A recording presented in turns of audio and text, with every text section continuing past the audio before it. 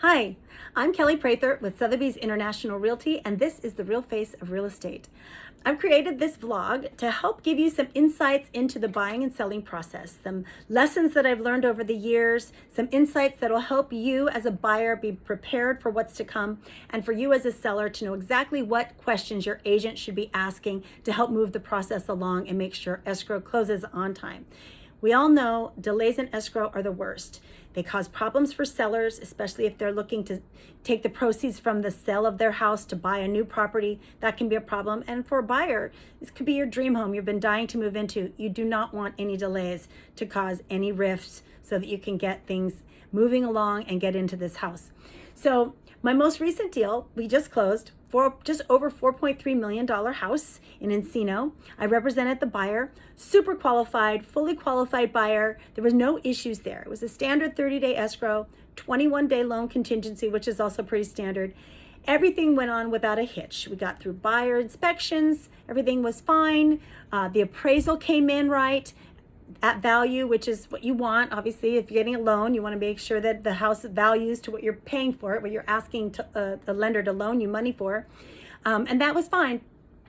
And the buyer had given over all the paperwork, the tax returns, the pay stubs, the bank statements. But in the 11th hour, just before we were getting ready to fund, which is usually about 4 or 5 days before you close escrow, there were delays. The lender started asking for more money. A second underwriter came in and was asking for more documentation. So during escrow, like I said, it's 30 days, right? What happens in 30 days? You get a new pay stub, you get new bank statements, things can change.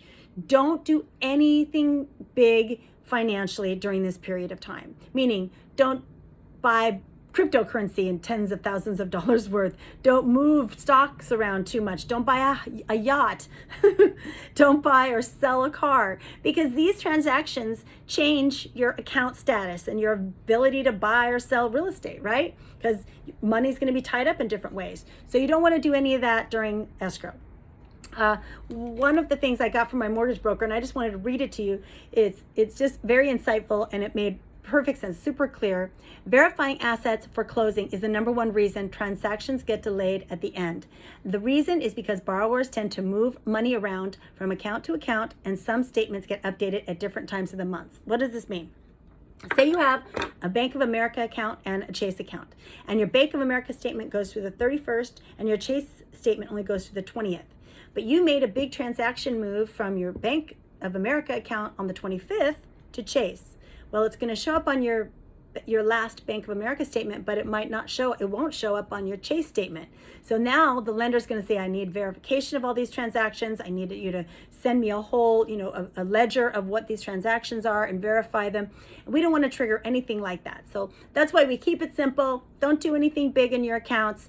And as soon as you get a new pay stub, send it to your lender. As soon as you get new bank statement, send it to the lender. No big moves. Send everything you can to your lenders. The littlest piece of paperwork relating to your tax filings, send to your mortgage broker so that they have it at hand, so that the last second when another underwriter comes in and asks for more stuff, they've already got it. Because all these things trigger delays. And as soon as an underwriter asks you for something, they know they've got at least another day, because you're going to get it back to them at the end of the day, and maybe a day or two before they review it.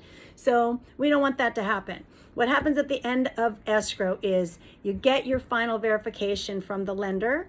Then they draft loan documents. Then they send those loan documents to escrow. And each of these steps is a day. 1 day, 2 day. 3rd day, send them to escrow. 4th day, escrow schedules with the buyer when they're going to sign those loan documents.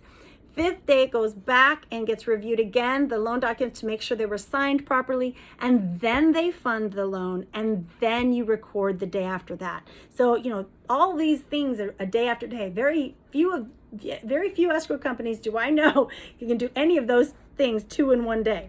So to prevent delays, be prepared. Get things in ahead of time. Before they even ask you for this paperwork, ask your agent, what might they need from me? Because there's things that you'll need to be ready for so that you don't cause any delay, so you can get into that home of your dreams. So I hope you'll tune in again for my next episode. We'll talk about more real estate related topics, and I hope you're having a great 2021. Thanks.